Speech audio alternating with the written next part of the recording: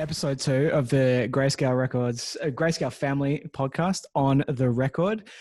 Usually these are supposed to come out, like with the album release, but obviously, there's been lockdowns and there's been quarantines. And so we were like, oh, well, we'll get past isolation 1 and then we'll do it. And now we're in isolation 2 because everyone loves the sequel. But Nick and Sean from Make Them Suffer, thank you for taking the time to make this happen, even if we are, across the country from each other. Well, at least, Nick and I and Sean, you're on the other side of the country. My pleasure. Thanks for having us. No, my pleasure, mates. My pleasure, mates. Now, I guess to start things off, now that How to Survive a Funeral is upon the world, how is the vibe in the Make Them Suffer camp? Super positive, man. We were kind of stressing out a bit and fretting with the with the release because there was the date got pushed around a bunch of times and physicals have come out at a certain date and then online albums have come out at another date, streaming platforms and stuff. So it's been kind of a weird thing to wrap our heads around, but it's been interesting to see because rather than the album hitting like in one big wave, essentially, it's kind of been this staggered release, which has actually been pretty cool. And it's been kind of cool to see like the album like slowly climbing up the ARIA charts and stuff, for example, in kind of, a month after it's been released. So that's been super positive. And I guess it just kind of like reinforced like we're both I think we're all really confident and like proud of the record. And I think that shows in that, it's still held people's interest and the staggered release hasn't seemed to affected, the way that people have taken to it and stuff. So yeah, we're stoked. Yeah, what Sean said. Yeah, logistically, the whole thing was a nightmare.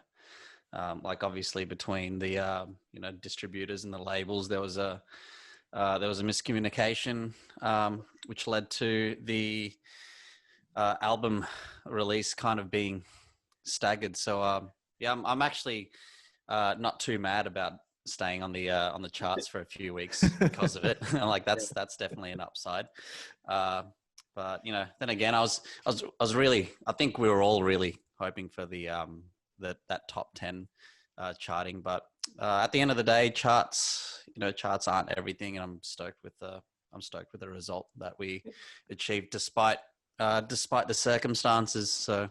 I think people like would be quite understanding as well to see like, oh wow, I feel as if we still charted pretty high given the circumstances. Like it was still like a much higher charting than we did on the previous album and stuff. I'm pretty sure. So can't really be mad about it. I mean, So yeah.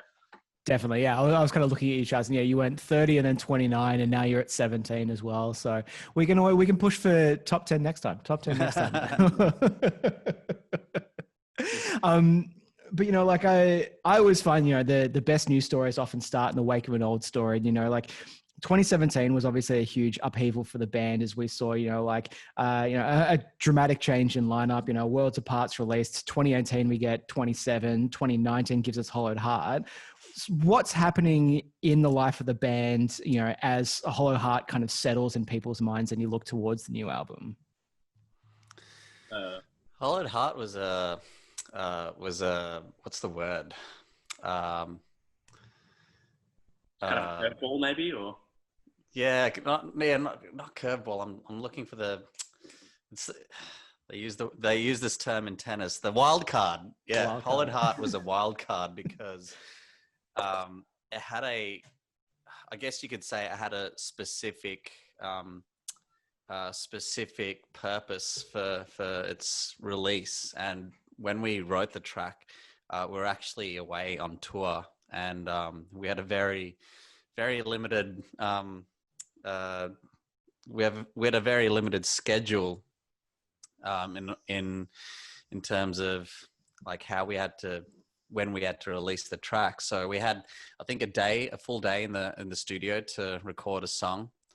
And at the time we didn't really have like I don't think we really had a goal as to like what the song was supposed to be like, or what we were trying to achieve out of writing the track. I think it was just like the first thing that we could literally come up with. So there wasn't really I'm not sure what to say about that track. We didn't really have a Well, I remember you had the riff. You had the like riff for at least a month before the tour or something like that. Yeah, yeah. And there was plans to record it while we were on the tour and just book a day in the studio to like get it all down. But that was pretty much the only riff we had for the song at the time. And then the rest of it was basically written on the tour like the day before the recording day. Some of it was, I think one of the riffs was actually written like in the recording process, like on that evening that we spent in the studio. Yeah. So it all came together pretty, I guess, quickly or last minute, however you want to put it. Yeah, it was the closest thing to being done in 24 hours as, you could possibly get. I might have had like one or two riffs written and like, kind of playing around with before we actually got into the studio and recorded everything. Yeah. But, I guess from that point, and maybe explaining it to someone who's a fan but doesn't really understand the ins and outs of being in a band and working in this sort of thing is like, why did Hollow Heart need to come out? Like, why did that one single need to come out at that particular point? Well, I think we had quite a bit of time in between songs, didn't we? Like it was getting, because we were touring so much, there wasn't very much opportunity for us to write or put out a release. And we didn't want to become that band that, doesn't put out a release in 6 months and become forgotten. So I think anyone in a band knows that if you want to keep relevant, you just got to keep putting stuff out. And, we were already in danger of kind of fading away at that point because we were doing so much touring. So we just had to put out the song. Would you say it was like that, Sean? I think when you're in the middle of you're between releases and you're in the middle of a touring cycle, there's always that pressure, particularly in today's market, that you need to, constantly be putting out new content and maintain relevancy and all that sort of stuff. So we definitely felt that sort of pressure. I think that, more so than that, I think we 27 by comparison was a song that took so long to write. Like that took like a month, and that was because we basically wrote like 5 or 6 songs and then like scrapped half of them, or all of them apart from the one that made it essentially. And we had essentially like booked out that time to start working towards the album release as well. And basically we managed to keep like one riff that actually made it onto the album from that process. But I think that being the first single that we were going to release after Worlds Apart, we felt like so much pressure in terms of, this is the first single that people are going to hear after the album. It's like very important. And so I think that sort of swayed our judgment in terms of, basically we just felt a lot of pressure and we were not confident in the product we were putting out. Whereas by comparison, Hollow Heart was just like, what's this riff? This is sick. Let's just get it down. Bam, there it is. And just like, didn't really care so much that time around. And it's interesting that people took to that song so strongly, because for us, it was just, not second guessing ourselves, just basically shitting it out essentially. And that was the result of Hollow Heart. Yeah.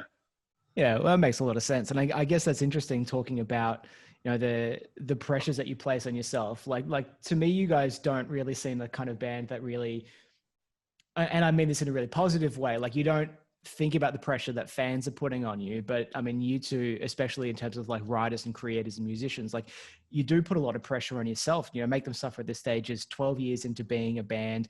And there is that sort of dichotomy between, meeting personal expectations versus pushing boundaries and trying to do different things. And so how do you two struggle with the balance between expectations and new things? I think with the release of the new album, we actually, after we'd done Hollow Heart, I think it sort of gave us the confidence to go, hey, this is a much better, more stress-free kind of way of writing songs. And we need to not be putting the sort of pressure on ourselves that we did for 27. Because I think personally for me, like I felt the product, like the song Hollow Heart was much stronger. And looking back at some of the other songs on other records that have just sort of come together versus the ones that we've sort of slaved away at over the course of several months sort of thing, it's just generally been the trend for us. So I think with the new record, How to Survive a Funeral, I mean, the whole recording process was compressed to basically the space of a month, including writing most of the songs. I think there was only like a handful of riffs and maybe like 1 or 2 songs that we'd sort of written beforehand, and even that got chopped and changed. So for us, we felt as if we really thrived in that environment, I think, in just not second guessing ourselves, just writing music. If it feels good, let's just keep it, and not thinking too much about it. And so that was kind of our process. And I think Hollowed Heart really gave us the confidence to adopt that sort of mindset going into the record. Yeah, bang on. Yeah, Hollowed Heart gave us the confidence to just, you know, to pretty much put into a song anything that we would come up with. I think a lot of people in bands spend a lot of time, you know, like dwelling on parts and, you know, sitting on certain sections of a song. And Hollowed Heart gave us that confidence to be like, okay, we can actually go into a studio and, you know, write an album in 3 weeks. Not that was already done at that time. That was the first time we were kind of placed under that environment, but Hollowed Heart gave us the confidence going in. Yeah, I dig that. I was going to say, I think that's such an issue as well with so many bands, is that, and with us, and like it's been a massive problem for me, is there's a thing that we call like demo-itis, where you basically listen to a song so much that you just basically lose all perspective on the song, and like you're second guessing it, and then you've chopped and changed it so much and sat in certain sections that by the end of it you don't even know if you like the song anymore, and then you just don't even do anything with it or put it out. And that was definitely something we experienced with 27. I think that's like something a lot of bands deal with, and you know, I think we just know firsthand now that is just not, it's just not feasible. It's just not a good way to write. So yeah, absolutely. And as you can see, this is a very professional podcast because my hello. This is Rudy, everybody. Hi, Rudy. Hey, Rudy. Is that a Boy. He's a rescue, so we actually have no idea. He's a mastiff mixed with something. I think with an American bull, but yeah, he's just a giant garbage can. He will eat everything. So this is perfect content material as well, right here. This is exactly what we want, 100%. But I guess, you know, as we start to move into this new album, what sort of goals did you set for yourself at the beginning of this process? Goals. Get the album done in 3 weeks. You have 3 weeks to finish a whole record. Do it. That's the first thing that comes to mind.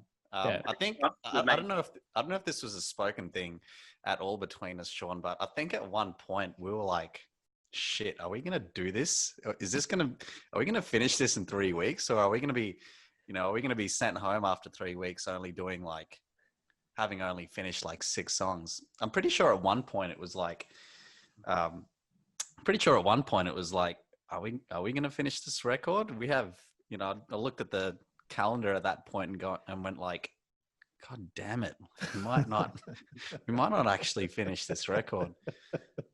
But I don't know. Other than that,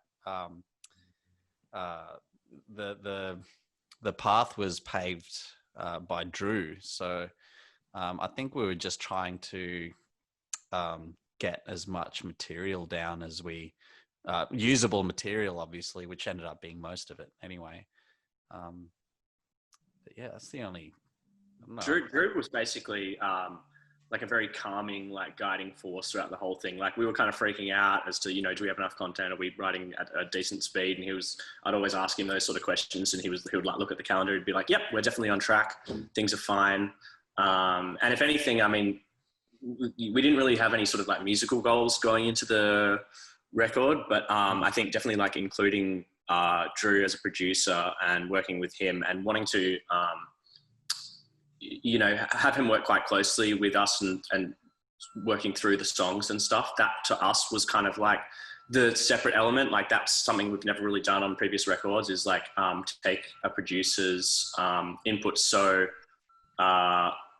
basically take so much of a producer's input. So for this record, that for us was kind of like the goal. This is like the album we're working on with Drew, and like that's going to be hopefully we wanted to include basically his ideas and style of production as basically part of the sound, and that was kind of like what separated this album, I think, from other ones, as well as trying to pick up where we left off in working on certain areas of what we did on Worlds Apart and incorporating old ideas from albums like Old Souls and stuff. But I mean, I think Drew was kind of like the separate entity and kind of the guiding force throughout the record. Yeah. Why now for Drew? Like, this is your first time working so closely with a producer on an album. Why now? The idea, the thought first came up actually when our US booking agent kind of spoke up and became an advocate for for us working with Drew. I think we were in LA on, I forgot what tour it was. Might have been around like 2017 or 2018. And he says, okay, well, you guys really got to work with Drew. I don't know how to really like put into words what he said, but that's basically how he went about it. He was just like, you guys have to work with Drew. And we were kind of like, okay, then I guess, I guess we're working with Drew. And I suppose he might've been the person to put us and Drew's management in touch.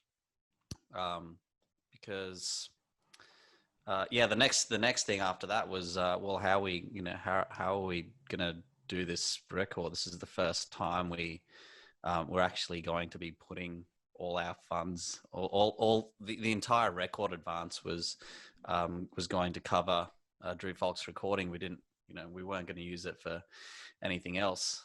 So that was I guess that's how it all came into fruition. All started from a meeting with our US booking agent.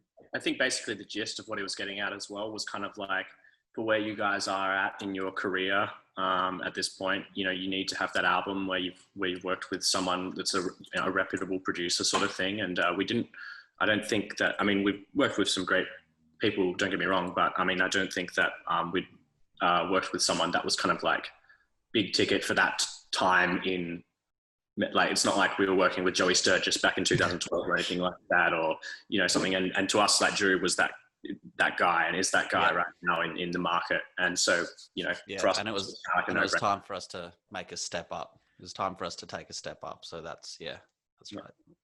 Makes sense. Well, I guess, for each individually, maybe Sean, we'll start with you and then Nick can answer this. What do you reckon is the most important lesson you've taken away from working with Drew? There are so many. I mean, you can list them all if you want, but so many that, from a technical aspect, I think it's single-handedly, I mean, we haven't written any songs to succeed the record yet, but I think it's going to it's going to massively impact the way we write songs. Drew, if anybody has the honor of being able to sit beside him while he does his thing, it was the first time I've ever seen somebody with the sort of get into action with this gift of songwriting. His arrangement skills, his X factor. Like, you get some producers who are really good at playing guitar, or some others might be playing drums. His main X factor was songwriting and song arrangement, and watching him do his thing was just absolutely insane. It was the reason we were able to get the whole thing done in 3 weeks ultimately. I think that's the first thing I can think of off the top of my head. I mean, there's many things. Learn a lot. Things that you can't like quite put into words. Fair. Being in the studio, being in a studio of that sort of at that tier as well. What about for you, Sean? For me, it's just I think, yeah, just songwriting in general. Like he's just had such a great perspective, and I think I took away so much from Drew, and messing around and writing some of my own songs back at home, and just playing around with stuff like that. Like I'm noticing like this drastic change in quality and understanding of how a song's written, what makes a great chorus, arrangement, a number of different things.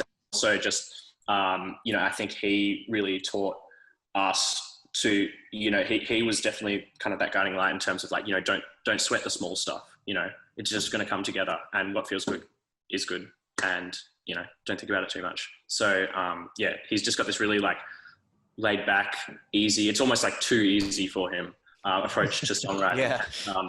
That's like something that I think that we're definitely going to be taking in our stride. I think that I'm sure that, people will be able to hear in the quality of the next music that we write. I'm quite confident that it's going to be like very well written. Like, I think our songwriting is like, for me personally, I feel as if my songwriting has just like jumped up a tier, from purely just spending that time with him. And so, yeah.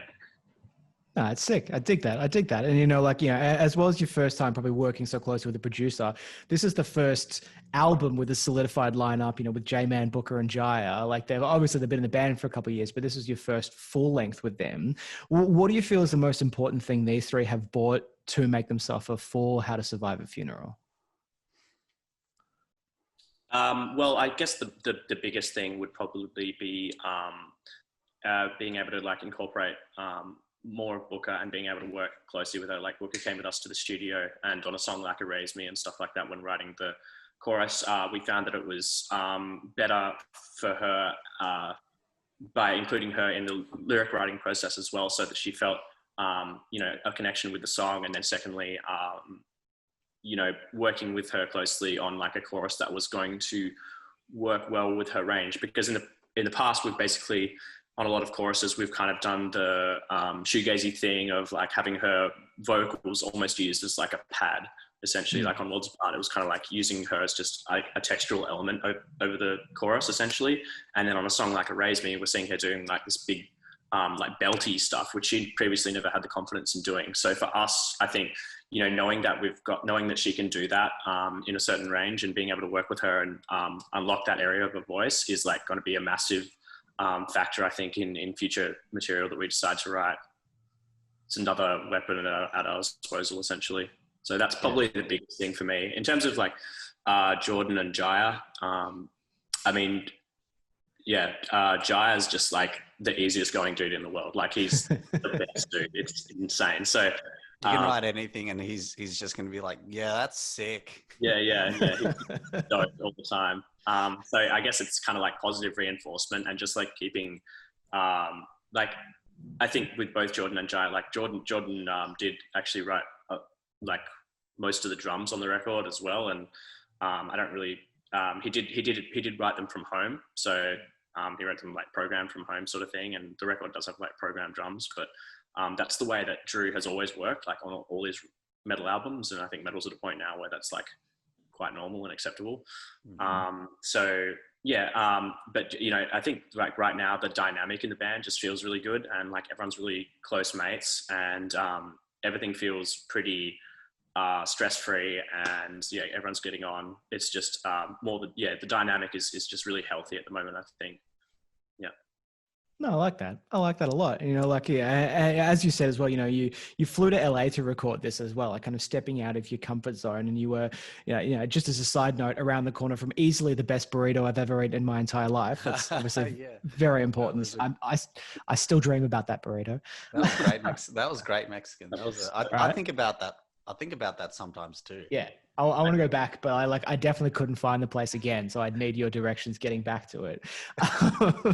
But how did the change of scenery affect how you created this album? How did living and working in LA for a couple of weeks kind of affect the songwriting for you guys? Definitely had the LA vibe in the record. I think I spoke about this in a recent podcast I did with somebody else. There was definitely this, something about being in Hollywood, like recording in Hollywood, because that's where we were staying essentially, was East Hollywood. something about being in, right amongst it all in LA and doing a record there has some sort of effect on what you end up writing and producing. It's like go big or go home when you're there. Yeah. Yeah, the rock star vibes were definitely there. I felt really, there was definitely a rock star thing going on when we were listening back to our demos. Can't quite explain it. Can't quite put it into words, but maybe that was the result of we had some time off in LA. So outside of our 8-hour to 12-hour days, we'd be, out exploring and stuff. So we'd go to Hollywood, we'd go to Santa Monica Boulevard. One of our mates came around to hang out for a bit, and he hired out a Ford GT Mustang. We went around in a ride-in. So that definitely had some sort of effect, if not a profound effect, on how we wrote our music. Definitely. No, I dig that. I like that a lot. And there's been a lot of people pointing out that, this album is the first album that's not, a single thematic, lyrical concept loosely based around adventures in World of Warcraft. And personally, I see you smiling. Personally, when it comes to, I love to write. I really like that creative writing process. But when it comes to, stuff that hits a lot closer to home, I find it really hard to write narrative. I find it's a lot more kind of, self-conscious and has to be a lot more kind of personal. And so I guess I can understand why this album is so different. So, I mean, Sean, if you were to kind of look inside, what's happened to you in recent times that's kind of been the impetus for writing from a much more personal perspective? It's difficult to say. I think fundamentally, my taste in music has probably changed and evolved a lot over the years, and I've connected with a few bands that had this very personal and cathartic sort of approach to lyric writing and just the honesty of it, and so I think it's just been more of a gradual transition. You can kind of see how that sort of changed when going from Never Bloom to writing a song like Let Me In on Old Swords, was still predominantly a conceptual album. And then Worlds Apart also had some very personal moments in there on songs like Save Yourself. And then this one's just full cathartic, basically. There's still an element of trying to tell some type of story or trying to paint some type of picture in songs like Soul Decay and stuff like that, where I'm kind of describing a particular person or a particular event or something like that in other songs. That is still part of the lyric writing process. But I think for me, it's just more fundamentally gaining a lot out of being able to express myself like that, and through music. And I feel like a lot of my personality comes out, and that's been the main thing, is I've really wanted to have kind of my personality be a little bit more exposed and out there on recent stuff. And it's been really overwhelming that there's been basically no or very little negative feedback with the changes that I've decided to make with regard to lyric writing. So everyone seems to have embraced it wholeheartedly. When it's a pretty scary thing as well, because we're very it's very typical of, we have a lot of old elitist kind of fans. Metal. And so many of them have really taken to this new approach of our songwriting, and for me that involves the lyric writing process, I guess. And so it's just been absolutely overwhelming to see so many people take to it so strongly. But yeah, I think fundamentally it's first and foremost it's probably just to do with changing taste over the years, and wanting to have, I guess, more a piece of myself in the songs. Yeah. And as you say, you've dipped your toes into it a little bit, and this is your kind of first out there foray, or whatever that word is, and I'm going to pretend that's the right word for it. Was there things that you wrote that you then thought, no, I can't say this? How much did you not say? That's a difficult question, because I pretty much said everything that I wanted to say, apart from most of the stuff that I, most of the stuff that didn't end up on the record was stuff that I would show. Basically, Drew worked reasonably closely with me on the lyrics and stuff, and I would sort of like take him through what I'd written for the song and sort of sing along to the verses for him. And there was, I think, 1 or 2 lyrics that he was like, "Are you sure you want to put that on there?" And then that sort of made me reconsider a lot of the stuff. But some of those couple of lyrics basically, but essentially, yeah, it doesn't. I mean, it's it's probably less lyrics than I've scrapped on any album.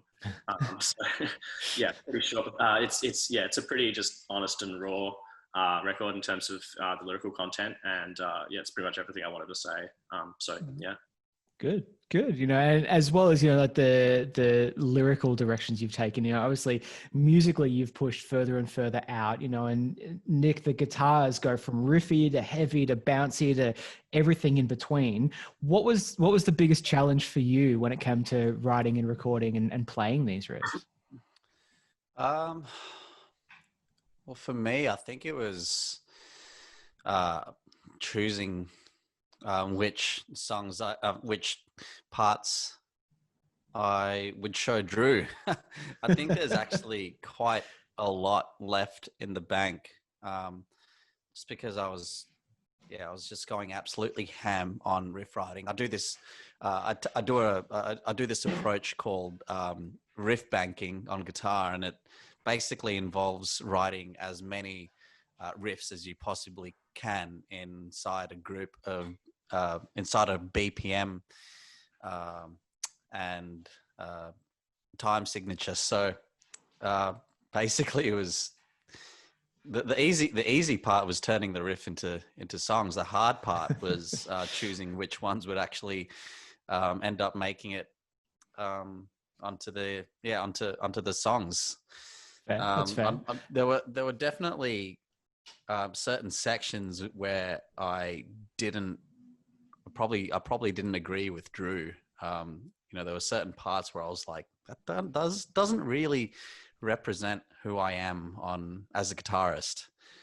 I probably wouldn't have put that there if the song was up to me, but I kind of like just let Drew do his thing. So in the end, it worked out just fine, obviously. But yeah, definitely, just because of the process we were undertaking, the hardest part was definitely choosing what parts out of the riff bank I would actually end up showing Drew. Yeah. And I hear as well that you managed to sneak in a riff that's about 10 years old at this stage. Yeah, probably a couple of them actually. The very beginning of the album, that clean section, is actually a part I wrote in another band years and years ago that never ended up being on a release. So I was like, well, if it's gonna appear on anything, this is probably a good time to do it. And Drew ended up using it for the beginning of the record. So I'm pretty stoked about that. I don't like good parts just sitting in the bank collecting dust. Sorry, figuratively speaking. No, I dig that. That was super cool to hear you use that, and especially having used to live with you and stuff like that, you would just always play that riff. Yeah. Like, and that was basically like almost meditate on that riff and play it in different ways and what's going to come after and stuff like that. It's just so cool to hear you finally use that, as well as the run, like the diminished like run in Fake Your Own Death. Yeah, that's right. Yeah, because every record we'd kind of like, especially that diminished run, we were playing around with these riffs, being like, this might sound cool on its own, but it just doesn't have any relevance to anything else we're writing. And then Drew just was able to be like, that sounds cool, that's going to go in this part of that song. So yeah, that's a great example of Drew's know-how there. He was just able to like snatch it up, put it in a track, and I think as well, we've kind of evolved and changed our sound a lot over the years. So including some of those parts that you might have typically written for like Arturo or whatever, is like, you know, it feels more like it does work within Make Them Suffer these days compared to, you know, when we were there's that also, in 2012 or whatever. Yeah. And I think it's like, I got like half good advice a long time ago when it came to creativity. And I say half because the second half of it's kind of dumb. Whereas like when it came to writing, this person was saying that you should start your morning writing every day, write something that, you know, it just doesn't matter what it is, just put something down on paper and then throw it in the bin and just forget about it. Just kind of like clear the slate, get it out there.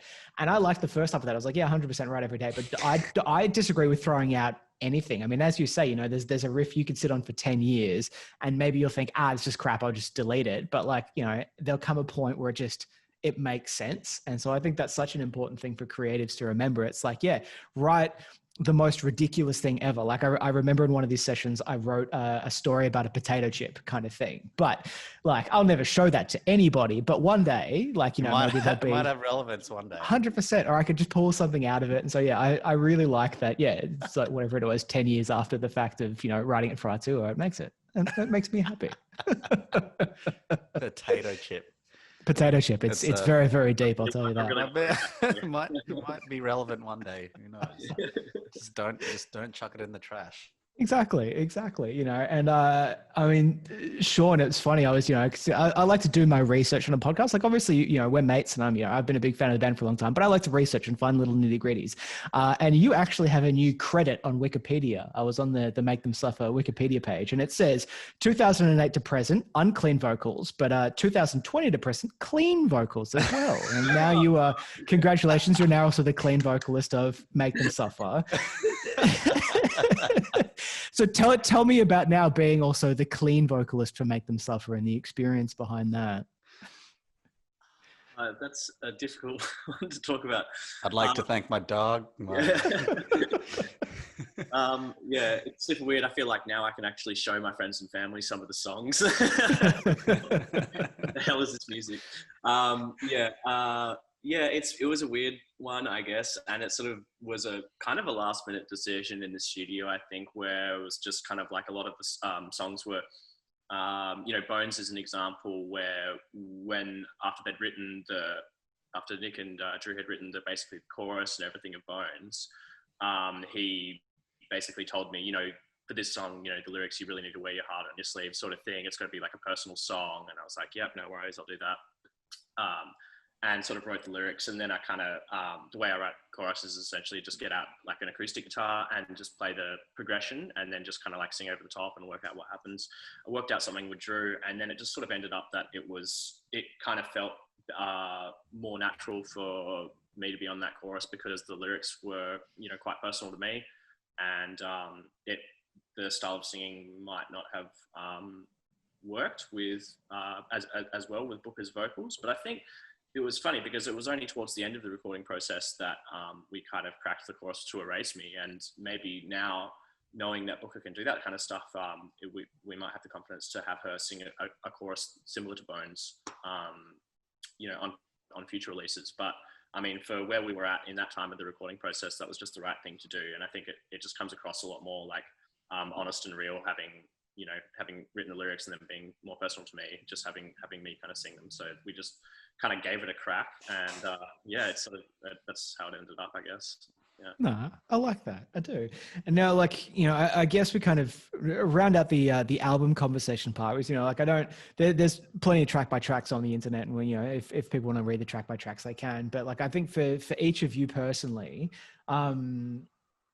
if you had to pick one song that's like maybe your favorite on the album or has a really, really good story behind it, maybe again, Nick, we'll start with you and then we'll jump to Sean. What do you reckon is your favorite song on the album and what's the story behind it? That's a tough one. I mean, I relate less to lyrics than obviously Sean does because Sean writes lyrics and I don't. But I think with all things considered, I want to say How to Survive a funeral, How to Survive a Funeral, the title track on the record. Because one, the title being, you know, what the title represents is making light out of a bad situation. And I'm not really sure if I'm meant to be saying this, but you know, Sean actually was influenced. The lyrics are influenced by somebody that we know, and quite more recently, we had a more quite recently we had a you know, a person that we both know pass, and to me, I relate to that. That was the connection I found in that song, because I was close. I was quite close to this particular person, and I think the song does really well in terms of melody, because there's that, you know, there's the juxtaposition between dark and light, which is what Make Them Suffer is all about. And it's also in the lyrics. You know, for example, if I could just quote a line at the end of the song, they all came in colors, is not something that you typically would see at a funeral. And it's yeah, I don't know. I think that song to me resonates the most. It's not. It's probably not going to be our most played. You know, when you look at like how many people play it on Spotify, etc. But to me, that one's probably got the most emotional connection. What about you, Sean? I was gonna talk about that song as well. Okay, more than welcome to. Yeah, I mean the relevance of that lyric essentially, and to tell a bit of backstory about the situation was, or you know, the person that I had initially written the song about was basically it was a friendship, but more an acquaintance, but more so than that, like this person and I actually had like quite a few differences, and there were times where we were quite mean to one another, or they were mean to myself and stuff. And so it was kind of like this weird feel, but at the same time, you know, later on in life we'd sort of catch up and it would be totally fine and civil and all that sort of stuff. But at the same time, it's interesting when someone that you didn't really get on with, and then you sort of, you know, I attended the funeral because, you know, they were still, although I didn't get on with them, they were still like a friend or an acquaintance or whatever. And, you know, I wanted to honor their life, and going to that and seeing, you know, the love and support from the family and just how many people turned up. And it was just kind of this really,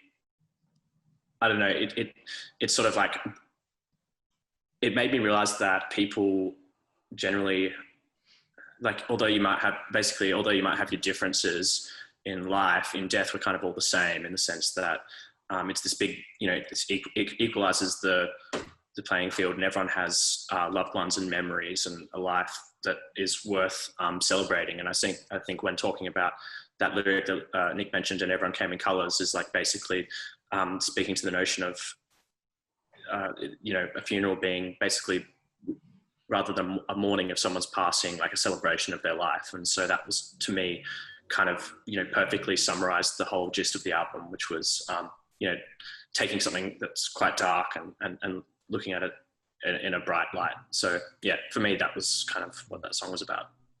I like that. Thank you both for sharing that. That was, yeah, I really like those little tidbits, and that means a lot that you shared that with me. You know, and I guess we kind of moved from album into, you know, the current world we find ourselves in. You know, it's a bit of a no-da to say that, you know, the coronavirus situation has affected every single band, but obviously, like, you guys were amongst the first wave of bands that it really did affect, because you were actually overseas at the time and almost got caught overseas and trapped overseas. And I was wondering if you could tell us a little bit about your experience trying to get home through all this. Oh man, that was it was 3 a.m. remember it quite distinctly. It was 3 a.m. We were in the bus. We'd just finished a show in Switzerland, and that particular tour party, everybody was getting along really well, like too well. It was almost too good to be true. And 3 in the morning, one of the Americans, the headlining band was After the Burial, And one of the guys comes down and goes like, pretty much makes an announcement, and you hear this whole like tape stop thing happen where like the music just cuts out practically, and he goes, "Hey guys, Trump's just announced the travel ban from Europe to the States," and everyone was just like, what the hell does that mean? Like, what's that mean now? Like, tour's over. Someone just said tour's over. And right then and there, it was 3 a.m. Everyone was, like 12 beers, 20 beers deep. And we all had to get onto the phone to our managers or travel agents or whoever to pretty much book us flights home the next day. So the Americans, luckily we were going to, we're already en route to London. So it was a couple of days drive from where we were in the bus, and we pretty much got off the bus, stayed overnight in a hotel, jumped on the first plane that took us all home. So that was just like that tour. Just like we're 2 weeks deep into this 4-week tour, and it all of a sudden just ended. It was quite surreal. That was so random. I remember that, and I'm like, because I must have missed the announcement in the stairway, and then I just heard someone go, "Tour's cancelled," and I'm like, yeah, yeah, tour's cancelled, boys. Let's pack it up. And then someone's like, "No, it's actually cancelled." Oh shit! Yeah. So weird. It was so weird. I mean, Sean, you touched a little bit upon it at the start in terms of the band's experience, but obviously it's not the greatest time to be releasing albums, but trying to focus on the positive side of things. How have you noticed the change in the reception from fans, as they're consuming this album through a time like this? Well, I guess what's been interesting about it is that specifically, like, as an example, like when we put up the song "Erase Me," it was just we were kind of overwhelmed and blown away by just the sheer number of people that like enjoyed the song, and like just how much it was streamed and viewed and all that, and just kind of went a little bit viral. And I think we're all sort of taken back a bit by that. And I think that's because it's in part due to the fact that everyone was kind of like stuck at home during this time, and everyone was stuck behind their computers, and so maybe that was some kind of blessing in disguise. I don't think it's been necessarily a positive thing in terms of album sales and stuff like that, because obviously economically it's a pretty tough time, and no one's been able to actually go to proper retail outlets and purchase physical copies and stuff like that. But for us, I think it's just been an interesting time to release music. I mean, in one way that was like a positive thing for us. And I think that, I mean, the world's a pretty crazy place right now, and it's pretty hard to avoid like a lot of very like saddening, like negative information basically. And I think for a lot of people, the release of like new music is, it's like kind of like a breath of fresh air. It's something else to detract from all the craziness that's happening in the world today.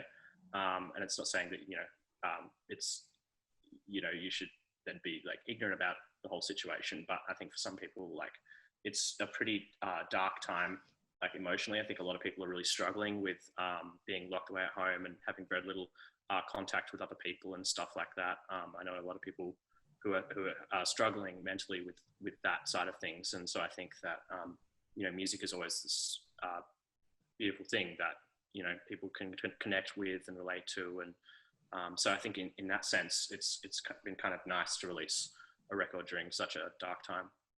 Yeah. Yeah. Nick, do you feel the same? Yeah, that's right. I everything that Sean said, pretty much what Sean said. Music is an escape, and I think it's quite fitting actually that obviously I prefer if we'd put out the release outside of the coronavirus pandemic, but at the same time, I'm glad that this record's come out when it has, because I'm sure there's a lot of people out there, whether they be MTS supporters or not, that are enjoying the new songs by Make Them Suffer, and I'm glad that we can be the people to help people escape from the world we currently live in, even if it's for a brief period of time. And the theme that surrounds the album, as well as I feel is quite fitting to. I think about this all the time. Is that I think there's like I'm not sure quite how to describe it, but what the times that we're living in now, we have to find the light in bad situations, and I think that's kind of what everybody's trying to champion at the moment is just trying to make good out of a bad situation. And I think the record is somewhat, even if it's distant, it's somewhat of a representation of the times going on at the moment. I did notice as well, I might add that it's quite an eerie coincidence that the beginning of Sean's line in Bones, "I can't breathe," is quite coincidence. The Black Lives Matters movement. Anyway, I'm sort of going off on a tangent here now, but basically what I'm trying to say is that I feel like the record is quite a strong representation of the times that we live in. It's very true. It's very true. And so like, this is where like the radio brain inside of me goes, that is the perfect way to end an interview, but I still have 2 questions. And so we're just going to pretend like that was an amazing way to end the interview, but we have to keep doing that. Because I do really want to ask you personally, it's something that I've been like, through a lot of the things that I do, been speaking to a lot of creatives and musicians, and the one thing I kind of want to find out from as many creatives as I can is, for you two individually, how are you managing to stay, both mentally healthy as well as creatively healthy through times like this? Like, what are you both currently doing to kind of keep, motivation up, for lack of a better word? Well, Sean's been doing music. You've been doing photography and music. Yeah. It's really cute that you both answered each other's questions. I really like that. Keep going. You can tell we've known each other for quite some time.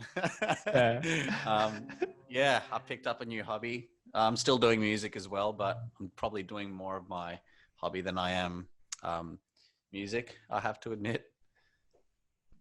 Good. Yeah. Likewise, I mean, I've been trying to write music and challenge myself in a number of different ways, stay as creative as possible. Kind of like my life and everything right now is kind of in Melbourne at the moment, and I'm sort of stuck here in Perth. Stuck here in Perth, he says, while we're in Melbourne, just like stuck. It's really stuck. I know, but I'm not even allowed to leave the house technically. Yeah. No, I know what you mean. No, I'm thankful that I am in Perth, because I wouldn't want to be over there at this time. But it does kind of feel like a limbo, a time of like a lot of people's lives, I think, are in limbo right now. And it's quite a strange time for a lot of people. I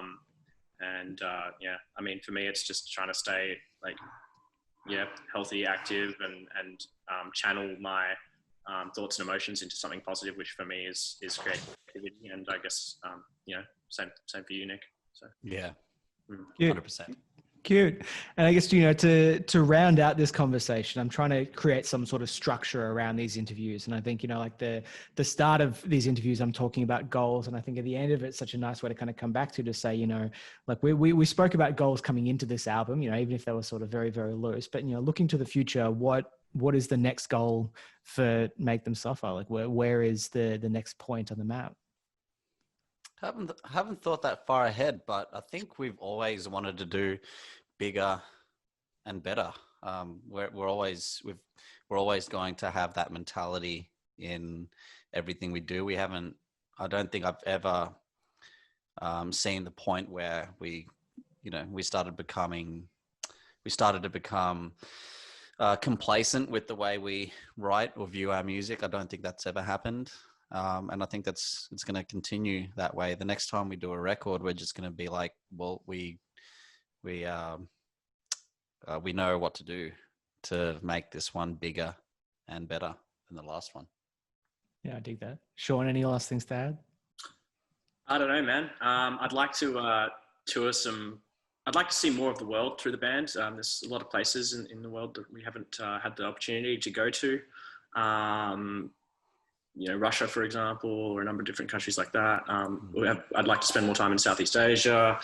A number of different places. But I'd love to see more of the world through the band. But yeah, I guess for us, it's just kind of like always trying to grow. It's a weird thing in music. I'm pretty sure it must be the same for like any field where you kind of,